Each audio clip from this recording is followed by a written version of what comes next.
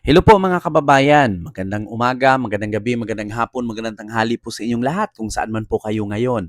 So ngayon po may panibago po tayong pag-uusapan at may panibago po tayong vlog na kung saan si Sara Duterte, according po ito sa Bombo Radio po ito mga kababayan, Bombo Radio Philippines, Relentless Service to the Filipino. Ayan po ito po ay artikulo mula sa Bombo Radio Philippines na kung saan nakalagay dito, BP Sara dumalo sa photo o exhibit ng kaniyang ama sa dahig.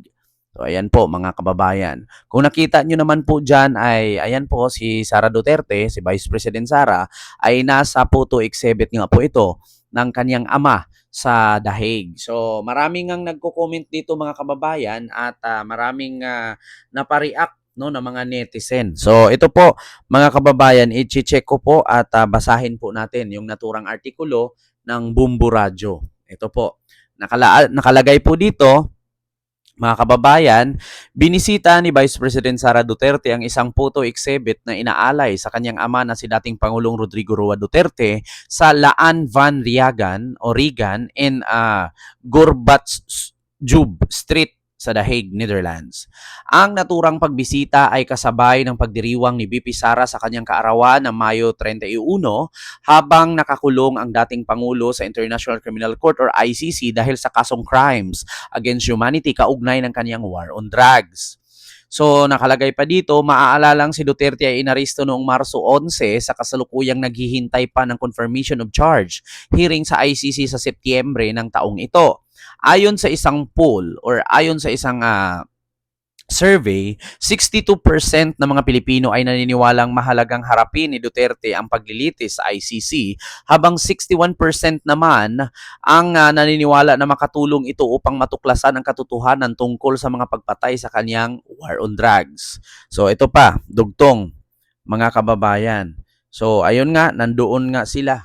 Kahit si Ari Roque, nandun yung dalawang judge na pinapa-disqualified, si Digong at saka sino pa to, si Netanyahu, isa din tong huhulihin.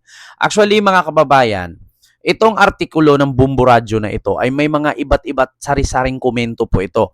So basahin po natin mga kababayan kung ano nga ba ang komento ng mga nandito mga kababayan sa post ng Bumbu Radyo. Wait lang mga kababayan. Basahin natin yung komento no ng mga followers ng Bumbu Radyo. Ayan po Ayan, nakita nyo naman po. Siyempre, pakinggan natin yung komento ng mga followers ng Bumbu Radyo patungkol dito sa pagbisita nga ni Sara Duterte sa dahig no sa photo exhibit ng kanyang ama. So kakahiya, may busy na tamad, pasyal-pasyal lang sa ibang bansa. So ayan po mga kababayan, sabi po yan ni Ricardo Almirol. Ayan, sabi naman dito ni Hazel Angala Caliboso, siya lang yung BP na nakita kong sarap buhay, pasyal-pasyal lang, in short, walang ginawa para sa Pilipinas. Ayan po, sabi ni Hazel Angela, mga kababayan. Sunod naman, Salvador Tuburan Jr. Sana makulong na yan si Sara Duterte. Kasama sa kanyang ama sa Netherlands. Hindi na yan makauwi dito sa Pilipinas. Sabi naman ni Dudsmack, ayan, ma-impeach na lang ito, wala namang naitulong sa gobyerno, sayang lang ang pasweldo sa taong ito tapos may balak pang tumakbong presidente. Sabi naman ni Nestor, sayang yung pera ng taong bayan, ginastos lang sa walang katuturan. Daming inggit at better, sabi naman ni Gino. Tax ng bayan, ginastos niyan, pasyal-pasyal lang sabi ni RB Velez. Sabi naman ni Det Katubag, sayang lang pinapasahod. Ayan, 'di ba? So actually, mga kababayan para sa akin, hindi ko na babasahin itong lahat ng comment kasi napakarami po. Ito pa nga. At actually mga kababayan, kadalasan po sa comment dito sa Bumbu Radyo post ay puro po negative comment.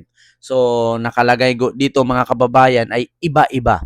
No? So para sa akin mga kababayan, itong naturang pagpasyal-pasyal ni Sara Di Umano no doon sa Dahig mga kababayan at pag-attend sa photo exhibit ng kanyang ama na dating Pangulong Duterte ay mas binigyan niya ng priority kaysa sa sugpuin at tawag dito bigyan ng solusyon kung paano maiwasan itong napakalaking baha Oo, actually mga kababayan, ang laki po talaga ng baha po sa Davao. Actually, hindi pa lumabas itong habagat, ay ang baha po sa Davao ay grabe po. Napakalakas. Ultimo, ang tubig po ay sa palengke ay hanggang tuhod na po siya. Actually naman po mga kababayan, hindi naman po natin makaligtaan na kapag nagbaha po ay yan po ay pinakamalaking problema po para sa atin. Unang-una na yung mga transportasyon, ay napakahirap po lalo pag magbaha. Sinong makakatakbo dyan na tricycle? Anong jeep makakatakbo dyan kung malalim ang tubig? At paano ka nga ba papasok sa trabaho mo kung ang tubig ay nasa tuhod? Oo. Paano ka mag-duty doon at magrepresenta kung ang tubig ay hanggang tuhod mo na sa loob ng bahay? Oo. And nakakatakot din po kasi nga ang mga kuryente, 'di ba, yung mga grounds ng kuryente ay lalo na pag ito'y nasa tubig, nako, delikado 'yan.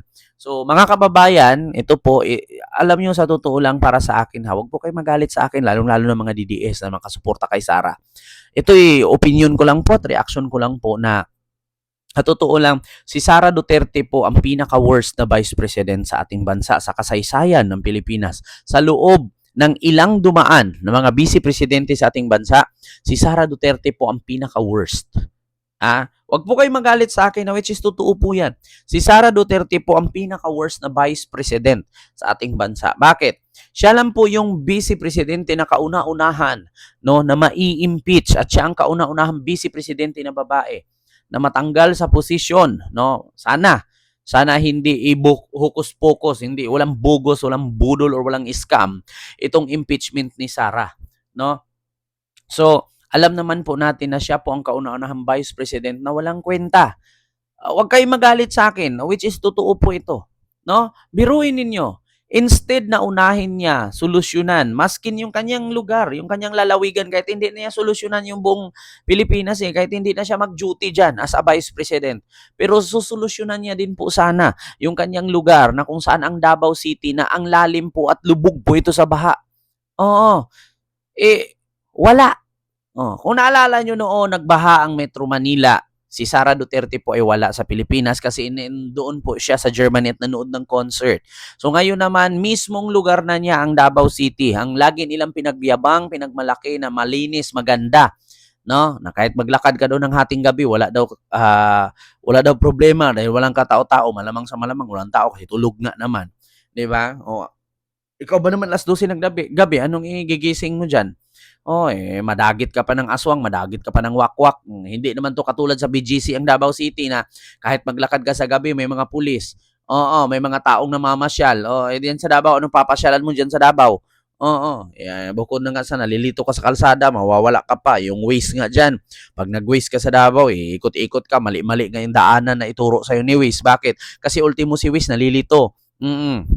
So, si Sara Duterte po ang kauna-unahang Vice President, no, na babae sa kasaysayan ng Pilipinas na walang kwenta. Una, sa loob ng 4 na taon kanyang pagiging Vice President, no, walang proyekto. Bakit? Tanungin niyo ako, anong proyekto ni Sara Duterte? Sabihin niyo, may proyekto siya, libro. Bakit? Yung libro ba pag nabasa ng bulag, nagkakaroon ng mata? Yung libro niya, pag nabasa ng senior citizen, nagkakaroon ng mga maintenance? Yung libro ba niya, pag nabasa ng disabled, nagkakaroon sila ng saktong katawan? Flexible? Nakakita ba kayo na pag ang libro ni Sara nabasa ng mga single parents yan, nagkakaroon sila ng asawa? Yung libro ba ni Sara pag nabasa yan ng mga estudyante na nangangailangan ng tuition, nagkakaroon ba ng tuition? Diba? Hindi naman. Yung libro ng proyekto ni Sara, nagbabara lang yan sa kanal. Kapag yan ay napunit, napunta sa kanal, babara lang yan. Sayang lang. Yeah, libro-libro project, ninakawan pa ngayon. Budget 100 million, 20 million na lang ang gastos. Bakit? 80 million binulsa. Hindi naman po nalingid sa ating kaalaman mga kababayan kung pagsalitang binulsa, issue po kasi ni Sara ngayon ng confidential fund. So, yun nga ang tanong ngayon, saan napunta? Ang sagot ng tao, binulsa. Di ba? So, yun lang mga kababayan, mas binigyan pang priority ni Sara Duterte ang pag-iikot-ikot at pagpapasyal-pasyal sa kanyang birthday sa ibang bansa kaysa sa atupagin niya, no, ang kanyang nasasakupan kasi ito po'y lubog sa baha.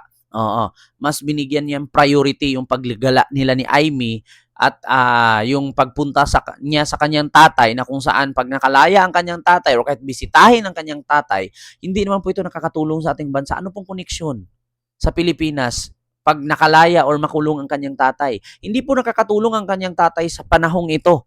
Nakakatulong naman nung panahon ng presidente ito, pero bukod sa kanilang pagtulong, malaki naman ang kanilang nakurakot, 'di ba? Pero yung tanungin mo na kapag nakalaya si Digong makakatulong ba? Hindi. Ano maitulong ni Digong sa Pilipinas? Wala. Puro pambabatikos, puro pagmura, puro panlalait at puro paninira sa kasalukuyang administrasyon ni Marcos. Yeah? So yun lang mga kababayan, mas binigyang priority ni Sara ang paggagala sa ibang bansa kaysa sa pag-atupag sa baha sa Davao City. So yun lang. Maraming salamat and see you next vlog. God bless. Thank you. Bye-bye.